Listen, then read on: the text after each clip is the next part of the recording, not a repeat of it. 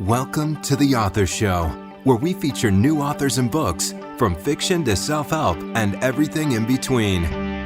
You'll find it all at theauthorshow.com. That's theauthorshow.com. And now let the show begin. Hi, this is The Author Show, and I'm your host, Linda Thompson. Young adult fiction author Justine Manzano has a new book titled Never Say Never.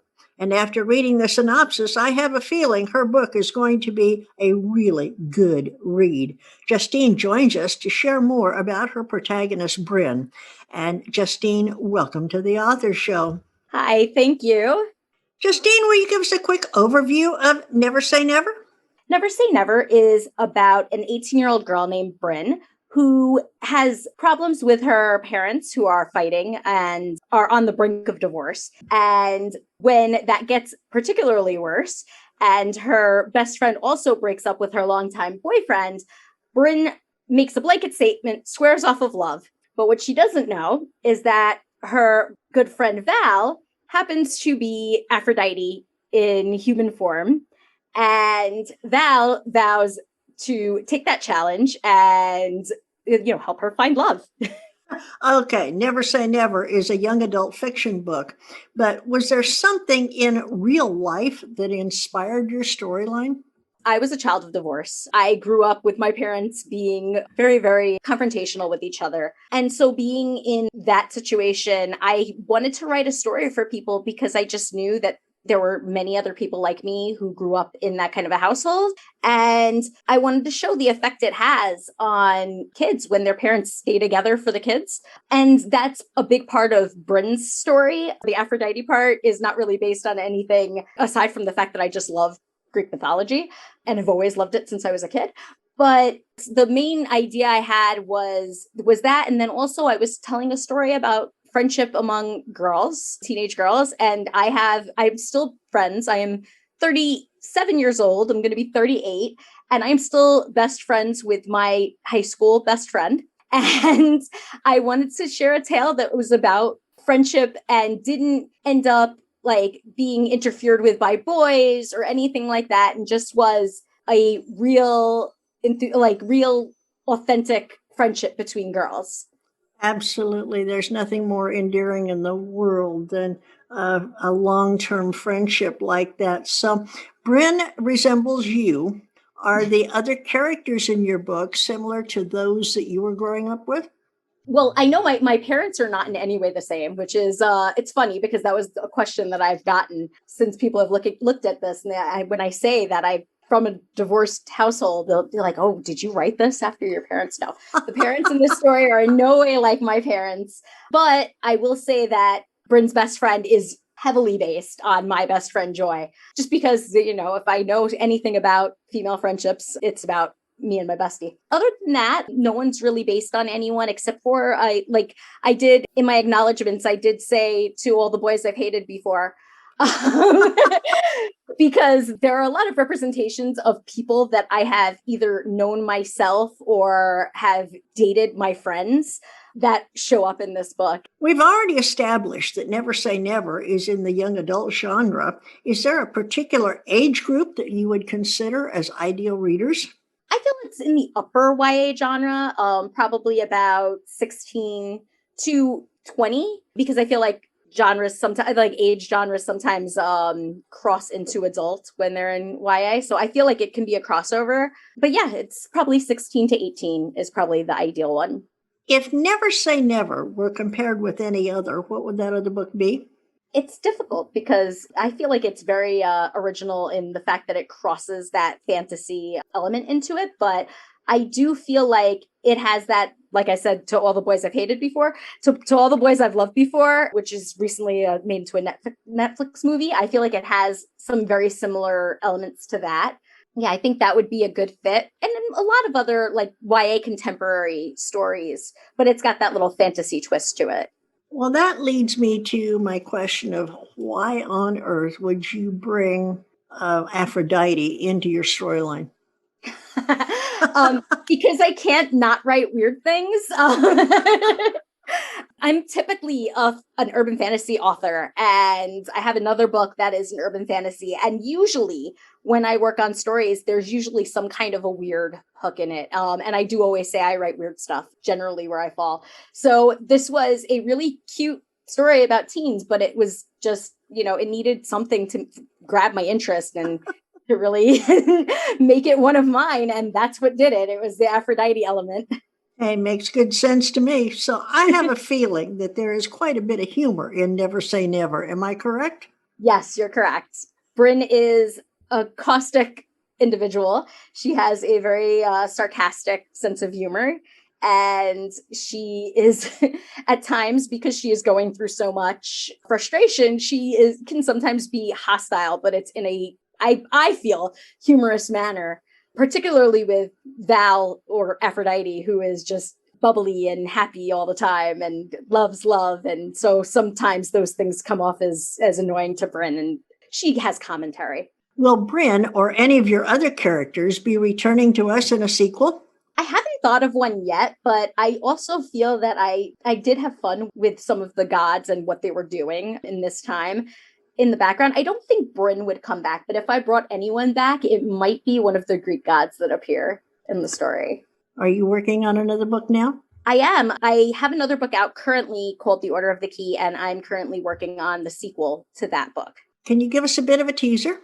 It's a little hard because of the fact that it is kind of spoilery to the original story, the first book. First story is about a girl named Jacqueline, and she discovers that she is part of this group called the Order of the Key that hunts interdimensional creatures. And she lands herself in the middle of the war with the interdimensional creatures and a civil war that's brewing in the Order between the Order's leader and the leader's son, who it gets romantically linked to. And yeah, it causes her a lot of trouble. That sounds pretty deep. So you've written, as we've established, 2 novels and have contributed to several anthologies. Have you always pictured yourself as an author? No. I used to actually want to act. And I actually feel that helps a lot. My acting training actually helps a lot in getting in my characters' heads. But yeah, I thought I was going to be an actress until my 20s. And then I just kind of realized that it's very hard out there. And I think I kind of knew that. But I also didn't like the fact that it's often very physically judgmental. And if I decided I wanted to be judged on my brain, not on my looks. So if I was going to do something and it was not going to be judged, and it was going to be difficult, I wanted to be judged on my brain. And I always I never considered myself an author before that point. I always was somebody who loved stories, and loving stories and working on that sort of thing runs in my family. So I have many family members who are very big fans of many different big time stories like Lord of the Rings, and that kind of geeky love for fiction has always been there. So it's just evolved. Justine, I love your outlook on life. So your other book, The Order of the Key, is listed as young adult paranormal. Do you plan to continue changing genres, or are you going to stay in young adult fantasy and paranormal through future books? I feel like I definitely feel like I tend to write towards young adult just because I love that period of life. But as far as fantasy, I don't know. I have some ideas for dystopian and a couple of others that are a weird sort of contemporary, like this one, like Never Say Never. So I feel like I'll probably hover in the area of weird fiction more than I'll stick to fantasy. I know that's not a genre, but to me it is.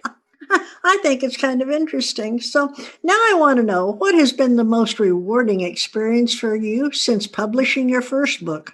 I got the opportunity to work with an organization called Write Hive.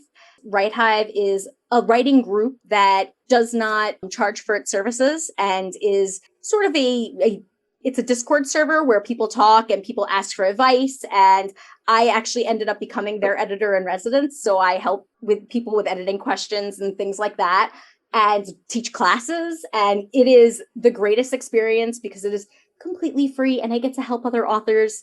And I just have a great time doing it. And I wouldn't have had that opportunity had I not published Order of the Key and gained some attention for that.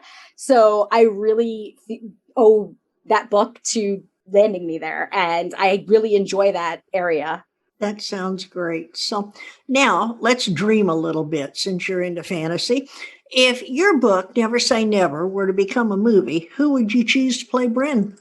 It's a hard one because I feel like there aren't many, Bryn is a plus size girl, and I can't think for the life of me of a teenage actor that is plus size that is in any way well known. So I would hope I would get a unknown actress who is great and can play the part. So I don't really have a Bryn. Interesting. So is there a moral of the story in Never Say Never that you want your young readers to remember? That while love can be difficult and watching other people fall out of love can be difficult, love is also beautiful, and love can come in different forms. It can be your friends or someone that an actual significant other or your family, and not to feel like you're limited to finding the one all the time, to be able to fall in love or find love however you find it. Justine, do you have a favorite author, or was there a favorite author that you think may have had an influence on your writing? I have a few. I love Kelly Armstrong, who is an adult and young adult urban fantasy writer and paranormal writer. She was really the person who made me think, this is how I think when I write in my head. And I'd never seen anyone who had that kind of similar voice. So that definitely made me want to work. And also, I love Patrick Ness, who really, really does engage with those, like he can do grand sweeping stories, but he really does engage with the emotion in those grand sweeping stories and really gets us to where the character is in their journey and just we feel it, and I wanted to write something that even if the journey seems small, it feels important. Justine, will you please read a short excerpt from Never Say Never for our listeners? Sure. Val, did you lock me in the walk-in freezer with Craig? Because if you did, so help me. What on earth would make you think that? She smiled, dimples pressing into her cheeks, her light eyes twinkling. I fought to keep my eyes from popping out of my head. You asked me if we found ways to warm up while we were in there. Is that seriously all you think about? She shrugged. Making an innuendo doesn't imply You have spent the last week trying to make me believe in true love. People were beginning to stare as they passed. Across the street, Tony Lynn, star high school basketball player and purveyor of pizza at Emilio's, split his time between sweeping the storefront and staring at Val and me like we were about to catfight each other's clothes off. When I spoke again, I lowered my voice. Is that your idea of finding true love, warming each other up in a freezer? She grinned, teeth gleaming. I don't remember saying anything about true love. Ugh, disgusting. I'm not into making out with whoever's in a reasonable proximity. Val snickered. Relax, would you? It's not that big a deal. I was right outside. I wouldn't have let you freeze to death or anything. You wouldn't have let me freeze to death? I let the words trail off. Are you insane? No, I'm not insane. I'm your friend. She glanced off to the side like she couldn't look me in the eyes. Are you my friend, Val? I snapped, or are you just Nina's sister?